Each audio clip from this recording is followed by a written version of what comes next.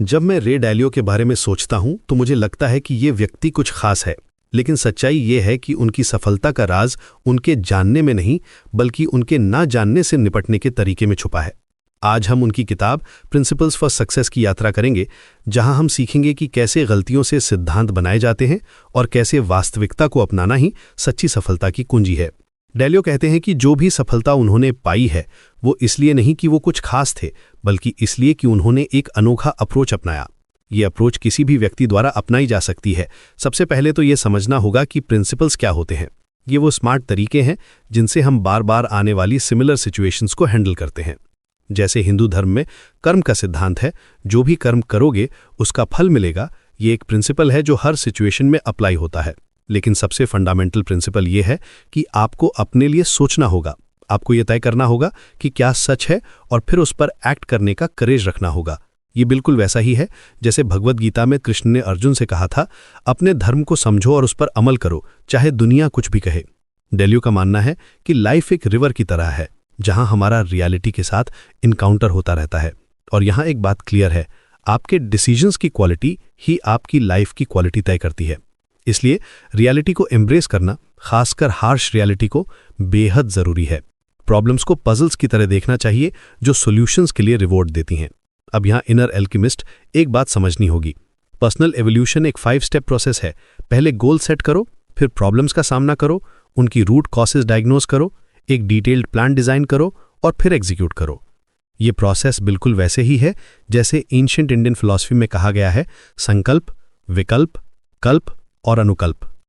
लेकिन इस सब में सबसे बड़ी बाधाएं हैं ईगो और ब्लाइंड स्पॉट्स। ये दो चीजें हमें ऑब्जेक्टिव सेल्फ असेसमेंट से रोकती हैं। यहाँ रेडिकल ओपन माइंडेडनेस और थॉटफुल डिसएग्रीमेंट का कॉन्सेप्ट आता है। जब आप इंसाइटफुल लोगों के साथ थॉटफुल डिसएग्रीमेंट करते हैं तो आप रियलिटी का फुलर पिक्चर देख पाते हैं। अब मैं आपको डालियो की सबसे बड़ी गलती के बारे में बताता हूं जो उनकी जिंदगी का टर्निंग पॉइंट बनी। साल था 1982। डालियो ने सब कुछ दांव पर लगाकर बेट लगाई कि अमेरिका में डिप्रेशन आने वाली है।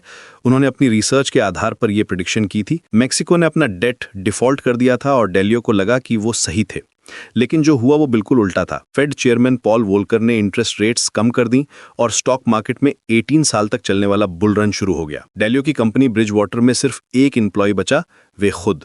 उन्हें अपने पिता से $4,000 उधार लेने पड़े बिल्स पे करने के लिए। ये एक्सपीरियंस उनके लिए बेसबॉल बैट से सिर पर मार खाने जैसा था। वे कहते हैं कि इतना गलत होना, और खासकर पब्लिकली इतना गलत होना, पेनफुली हम्बलिंग था। लेकिन यहीं से उन्होंने सबसे इंपॉर्टेंट लेसन सीखा, pain plus reflection equals progress. इस पेनफुल एक्सपीरियंस के बाद डालियो ने रियलाइज किया कि उनकी 2 बिगेस्ट बैरियर्स थीं, ईगो और ब्लाइंड स्पॉट्स। उन्होंने समझा कि अगर वो सिर्फ अपनी आंखों से देखते रहेंगे तो ब्लैक एंड व्हाइट में ही देख पाएंगे, लेकिन जब वे थॉटफुल लोगों की आंखों से देखने लगे तो ये ब्लैक एंड व्हाइट से कलर में देखने जैसा था। यहाँ एक इंटरेस्टिंग पैरेलल है चेंजिंग वर्ल्ड ऑर्डर के साथ। जैसे आज की दुनिया में पावर डायनामिक्स शिफ्ट हो रहे हैं, वैसे ही डालियो ने अपने अप्रोच में फंडामेंटल शिफ्ट किया।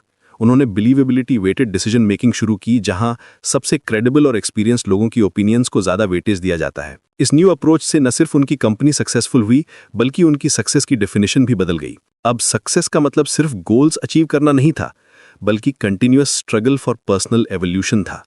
यह स्ट्रगल अकेले नहीं बल्कि अदर्स के साथ मिलकर करनी थी। हिंदू थियोलॉजी में भी यही कॉन्सेप्ट है। मोक्ष का पाथ इंडिविजुअल नहीं है, बल्कि कलेक्टिव कॉन्शियसनेस के थ्रू है।